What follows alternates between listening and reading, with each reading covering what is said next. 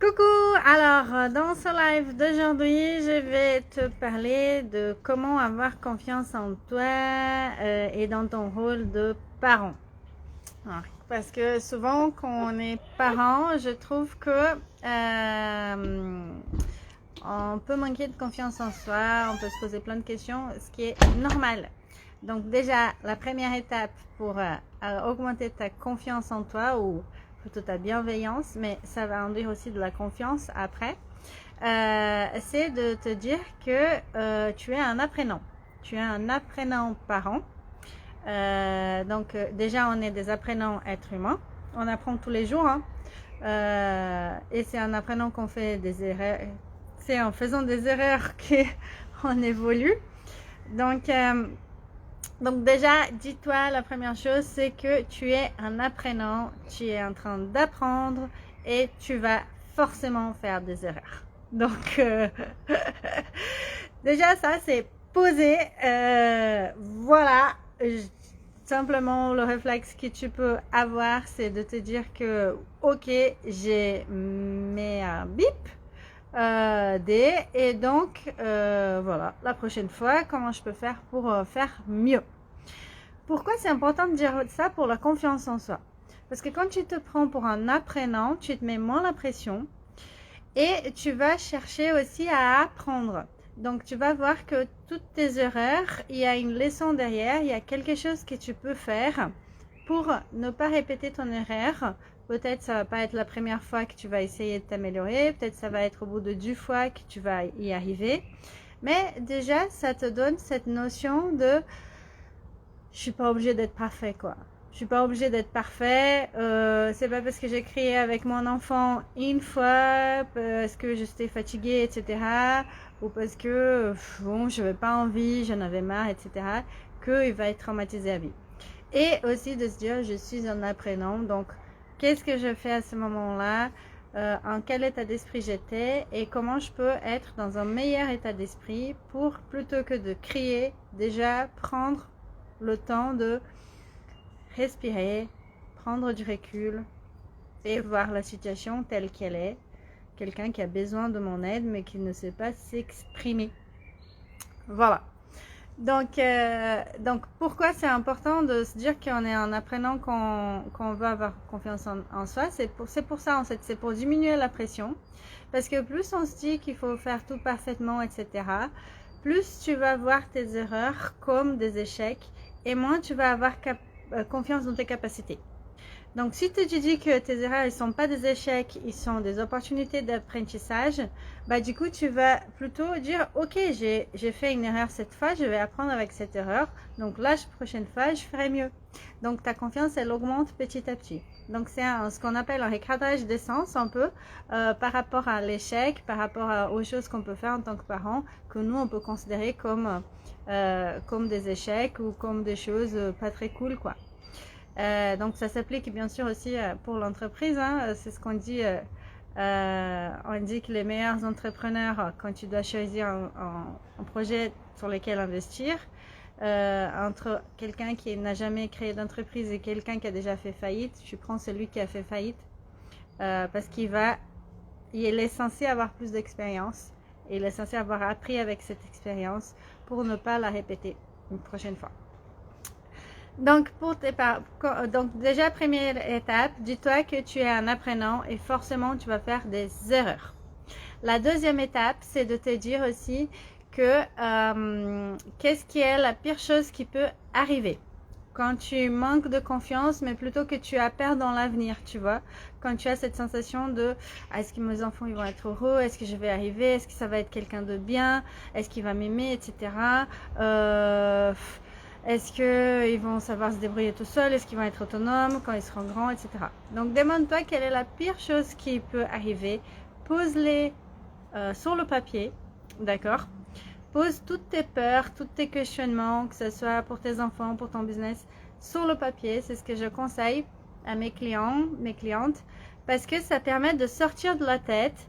Et une fois que tu as posé sur le papier, après, tu peux te dire, ok, qu'est-ce que je fais pour maîtriser ce risque-là, d'accord? Parce que c'est bien d'avoir une vision de voir plusieurs possibilités, d'avoir ce qui peut aller mal comme ce qui peut aller bien. Mais il est important de le poser vraiment pour que ça soit utile. Sinon, le risque, c'est que ça reste dans ta tête et ça retourne en boucle. Et le fait que ça reste trop dans ta tête, tu vas augmenter tes doutes. Ça va te faire cogiter plus, tu vas être plus fatigué et du coup, ça va diminuer tes capacités à prendre du recul, justement. Tu vas être plus fatigué, tu vas voir que tu vas penser que tout est difficile, etc. Et comme oh là là là là, et donc le doute il va s'émisser dans ton esprit. Donc pour ça, deuxième étape, c'est écrire tes peurs, écrire tes doutes sur le papier et mettre en face des ressources que tu peux utiliser, internes ou externes, pour justement pallier à ces doutes-là, à ces risques-là. D'accord? Donc, pour être très dans le concret, par exemple, un père qui a peur que son enfant il ne soit pas autonome, par exemple, parce que qu'il ait des mauvaises notes à l'école, qu'il sache pas bien lire, écrire, etc., et qu'il s'en sorte pas dans sa vie, écris-les dans le papier. Et du coup, qu'est-ce que tu peux faire? Bah, du coup, tu vas voir qu'il y a peut-être tu peux déjà observer ton enfant, tu peux déjà demander à la maîtresse comment il va à l'école, tu peux déjà voir si le système d'éducation il est adapté, s'il va pas bien. Tu peux aller voir des psychologues, tu peux aller voir plein de professionnels de la petite enfance. Il y a tout un panier de professionnels qui peuvent aider. Tu peux aller voir des psychopédagogues. Par exemple, moi j'ai connu une psychopédagogue la semaine dernière, donc c'est cool. C'est quelqu'un qui aide l'enfant comme les adultes à optimiser son apprentissage. Donc, une fois que tu l'as posé, tu trouveras les solutions, tu vois. Mais si ça reste dans ta tête, tu es juste dans la boucle, là, il va pas s'en sortir, il va pas s'en sortir, il va pas s'en sortir, il a des difficultés, il va être nul, et du coup, il va pas s'en sortir, il va pas réussir dans sa vie, et blablabla, blablabla. Mais du coup, ça s'amplifie, en fait. Donc, pose dans le papier tous tes doutes, toutes tes peurs, etc. Ensuite, quand tu fais une erreur, une chose que j'ai dit tout à l'heure, c'est de te demander, ok, maintenant que je fais ça, maintenant que j'ai crié sur mon enfant, maintenant que je l'ai envoyé dans sa chambre, une chose que je ne veux pas le faire, maintenant que j'ai recours à des punitions, que je l'ai mis au coin par exemple, qu'est-ce que je peux faire? Quelle est la chose la pire qui peut arriver maintenant que j'ai fait ça? Écris-les dans le papier en fait. Qu'est-ce qui est le pire qui peut arriver? Que ton enfant il soit déçu de toi, qu'il n'aille plus confiance en toi, qu'il n'ose plus te parler quand il a des problèmes, qu'il se renferme sur lui, qu'il aille chercher de l'aide auprès de ses copains quand il sera en difficulté, pas auprès de toi qui est un adulte responsable et qui a de l'expérience dans la vie. Ok. Alors une fois que tu as posé toutes les pires choses qui peuvent arriver, qui t'aiment plus, on va dire, là tu peux mettre des choses pour solutionner ce problème-là. Par exemple, s'il n'a plus de confiance en toi, tu vas le voir, tu dis écoute, là j'ai fait une grosse erreur, j'ai merdé, excuse-moi pour le terme, tu ne le dis pas ça à ton enfant, mais j'ai fait une grosse erreur. Comment je peux le réparer, cette erreur? Et j'aimerais vraiment que tu comprennes que tu peux me faire confiance. Alors cette confiance, elle ne va pas se reconstruire tout de suite. Si elle s'est déconstruite, c'est pas une fois que tu as fait la chose que l'enfant il va plus avoir confiance en toi. C'est petit à petit en fait que ça s'instaure. Mais du coup, tu peux déjà lui poser, lui dire ok, j'ai fait une erreur, j'aurais pas dû agir comme ça, mais là j'étais dépassée par les événements, je ne savais plus comment faire, et vraiment je m'excuse, je ferai mieux la prochaine fois, et je te demande pardon, et tu peux compter sur moi, etc. Tu peux venir me voir quand tu as des problèmes, etc.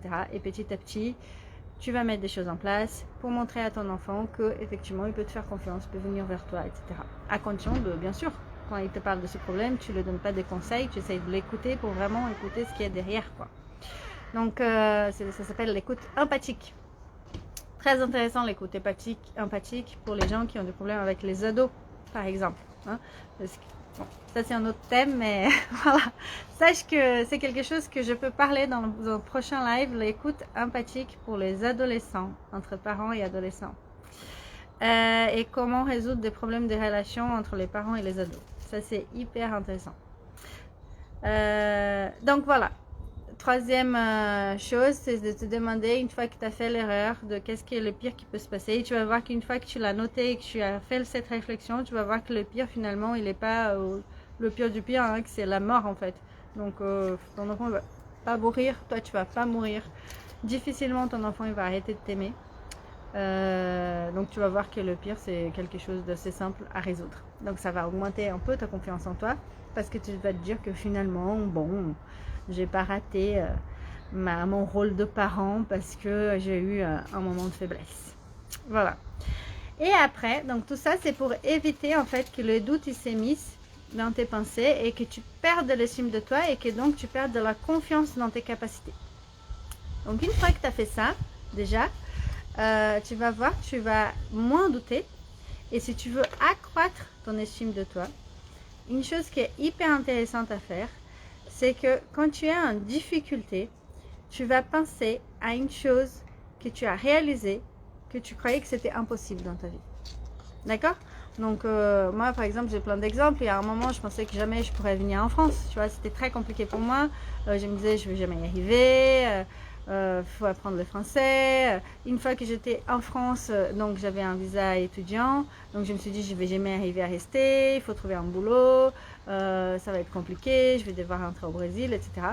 Et petit à petit, j'ai mis des choses en place pour y arriver. D'accord? Donc, une fois que tu trouves la chose que tu croyais que c'était impossible, tu notes ce que tu as fait. Comment tu t'es ressenti au début et qu'est-ce qui t'a mis en place en fait. Quelles sont les actions, quel état d'esprit tu avais, qu'est-ce que tu as fait, quelles ressources tu as utilisées, internes et externes, pour y arriver. Et tu fais ça avec 2 autres choses, donc 3 au total, et tu vas voir que ça va te donner un boost en fait dans tes capacités en fait. Tu vas voir que tu es capable de choses que tu crois impossibles aujourd'hui. Donc élever un enfant, c'est pas impossible, hein. Il y a plein de gens qui le font, sinon le monde ne serait pas surpeuplé. Mais voilà, élever un enfant avec la qualité, créer des êtres humains heureux, qui soient épanouis dans leur vie, c'est ça la responsabilité d'un parent, hein. C'est pas juste les nourrir, à mon sens. Donc tu as la capacité de les faire. Tu as la capacité de le faire. Et en faisant cet exercice, tu vas voir que tu as des capacités en fait incroyables. Et peut-être que tu as juste oublié parce que tu es dans un moment un peu de faiblesse. Peut-être que tu es un peu fatigué, un peu dépassé par les événements. Parce que comme je t'ai dit au début, c'est un apprentissage. Donc forcément, tu vas devoir sortir beaucoup de ta zone de confort. Tu vas devoir apprendre beaucoup de choses dans la relation humaine. Avoir un enfant, c'est différent d'avoir un compagnon, une compagne. Parce qu'on doit, on veut, c'est quelqu'un qui dépend de nous en fait. Donc on doit évoluer dans la relation aussi, dans notre façon de faire. Donc voilà, pose-toi cette question, quelle est la chose que je croyais impossible que j'ai réalisée dans ma vie? D'accord? Donc note les réponses, note ce que tu as fait, note les capacités que tu as mis en place. Essaye de bien visualiser en fait ces capacités en toi. Tu peux fermer les yeux et visualiser pour vraiment les réveiller en toi et voir que, montrer à ton cerveau hein, que tu as ces capacités-là à l'intérieur de toi. D'accord? Et que l'impossible devient possible très facilement. Très facilement. Quand on y croit et qu'on met les ressources pour le faire. Donc ça va aider à augmenter ta confiance en toi. Ensuite, ce qui peut aider aussi, c'est toujours dans l'esprit d'être un apprenant, de voir tes petits progrès petit à petit, tu vois. Par exemple, j'étais avec une maman hier qui me disait qu'elle avait une addiction au téléphone. Donc, souvent, quand on a une addiction, par exemple au téléphone, je pense que c'est assez commun pour les parents aujourd'hui d'être addict au téléphone, surtout si tu es un parent actif, que tu travailles, etc. Donc déjà, va petit à petit. Mets-toi des objectifs petits, tu vois. Par exemple, cet après-midi, je regarderai que 3 fois mon téléphone dans la journée. Cet après-midi, je ferai que ça. Cet après-midi, ce week-end, je ne regarde pas les réseaux les dimanches. La caméra, elle bouge un peu parce qu'il y a un petit, mon assistant, il est en train de faire des réglages pour moi. Merci assistant. Et donc demande-toi ça, demande-toi non, mets des petits objectifs et note Note tes progrès. Te focalise seulement sur tes progrès et tes réussites. D'accord? Et ça, tu vas voir que c'est un effet un peu boule de neige. Tu vas voir que petit à petit, tu vas avoir plus de capacités. Tu vas voir plus tes capacités et tu vas voir que tu as ces capacités en toi en fait. Et que tu es en train d'aller dans le bon sens. Tu vois, tu envoies un signal à ton cerveau que tu es en train d'aller dans le bon sens. Donc plutôt que de dire oh, maintenant j'arrête le portable, je regarde plus du tout le portable, c'est un truc impossible pour quelqu'un qui est addict en fait. C'est comme si quelqu'un qui est addict au chocolat. Oh, ça va, Machko? Il y a eu un accident. Et donc, c'est quelqu'un qui est addict au chocolat. C'est un peu impossible de dire à la personne mettre une tablette devant elle et dire ne mange pas le chocolat. Tu vois, le portable, c'est quelque chose qu'on est avec nous tout le temps en fait. Maintenant, c'est un outil pour rester connecté avec les gens qu'on aime, etc., pour travailler pour certains. Donc, commence petit à petit en valorisant tes petits succès qui vont devenir grands. Tu vois, c'est un changement de mentalité parce que moi, tu regarderas ton téléphone. Si tu dis aujourd'hui, je regarde que 3 fois ou aujourd'hui, je regarde les matins à midi et le soir à 18h, par exemple, tu vas voir que j'ai gagné vachement de temps aujourd'hui et puis j'ai fait beaucoup d'autres choses plutôt que de regarder les réseaux sociaux ou d'autres choses là. Ça va envoyer un message à ton cerveau que tu peux avoir cette récompense. Tu peux te sentir bien aussi en enlevant cette addiction. Et du coup, ton cerveau, il va être motivé pour faire plus, tu vois. Donc, commence avec des objectifs petits. Et moi, ce que je trouve qui aide vraiment, c'est de faire un journal de gratitude et un journal de choses positives que tu fais. Donc, dans ta journée, écris 3 choses positives que tu as fait dans cette journée. Mais n'écris pas les choses négatives, en fait. Écris que les choses positives. Ok? Pour que tu changes vraiment la capacité à ton cerveau, tu vois, c'est pour ça qu'on appelle programmation neurolinguistique, c'est qu'on reprogramme le cerveau. Donc il faut reprogrammer ton cerveau pour voir maintenant le positif plutôt que de se focaliser sur le négatif. Parce que si tu commences à écrire des choses positives dans ton journal, tu vas voir que dans 1 semaine, dans 2 semaines, dans 3 semaines, tu vas voir plein de choses positives que tu fais. Tu vas être fier de toi. D'accord? Donc, plutôt que de dire oh, mais je suis pas bien, mais là c'était pas bien, hein, j'étais pas bien compris de cette vidéo, et puis j'ai dit des trucs, c'était pas top, et puis j'aurais pas dû mettre cette robe, j'aurais dû m'habiller différemment, et puis mais ce que j'ai dit c'était nul, j'étais un peu perdue quoi. Non, tu dis pas ça. Dis, valorise-toi plutôt. Aujourd'hui, j'ai fait une vidéo, je fais un live sur Insta, j'ai passé 20 minutes, j'ai parlé avec les gens, j'ai rajouté de la valeur, j'ai pris du temps, j'ai réussi à organiser ma journée pour faire ce live, alors que j'avais mon fils avec moi, tu vois, et que j'étais allée voir le médecin chinois juste avant. Donc, j'ai réussi à le faire. J'ai maintenu mon engagement envers les gens qui me suivent, les gens qui me regardent, envers moi-même. Donc, valorise ce que tu fais du bien et arrête de te focaliser sur les choses que tu ne fais pas bien. Voilà, donc c'était ça que je voulais te dire. Donc pour résumer, des choses importantes, je pense que si tu as 3 choses à faire, la première c'est déjà de sortir de ta tête et écrire tes peurs, tes doutes sur un papier et puis mettre en face des actions que tu peux faire, d'accord? La deuxième c'est vraiment, la première, ce serait vraiment de te voir comme un apprenti, hein. Un apprenti, on est tous des apprentis. Chaque erreur, c'est un apprentissage qui nous aide à évoluer en tant que parent, en tant qu'être humain, en tant qu'entrepreneur, en tant que professionnel. Donc forcément, tu auras un client où tu vas mal lui parler, tu vas mal te prendre. C'est pas grave, tu apprends avec ça. Et le prochain, ce serait peut-être le prochain qui sera le bon. Et tu auras eu cet apprentissage-là qui te permettra d'avoir ça. D'accord? Pour tes enfants, c'est pareil en fait. Cette fois-là, tu vas perdre le contrôle, tu vas perdre la patience, mais peut-être que la prochaine fois, tu seras dans un endroit où tu aimerais pas réagir comme ça, où ce sera encore plus dans le supermarché avec plein de trucs et tout. Et vu que tu as trouvé des techniques pour te calmer, pour te recentrer, etc., bah, tu vas y arriver grâce à la fois où tu l'as crié dessus juste parce que tu étais un peu fatigué, tu étais à la maison et tu n'avais pas envie de, je sais pas, jouer au Lego quoi. Tu vois? Donc, tu es un apprenti, tu apprends. Chaque apprentissage, chaque erreur, c'est une évolution pour toi. Ça, c'est le truc à retenir si tu as un truc à retenir de ce live. Le deuxième truc, c'est note tes doutes, tes peurs et mets des actions concrètes derrière. Et le troisième truc, c'est focalise-toi sur ce que tu fais du positif tous les jours. Tu vas voir que ça va renforcer ta capacité. Ça va renforcer en fait ta référence interne. Donc ta capacité à faire confiance en toi-même en fait. Dans tes valeurs, à écouter tes valeurs profondes, à écouter ton cœur, voilà, et de vraiment vivre selon ce que toi tu as besoin.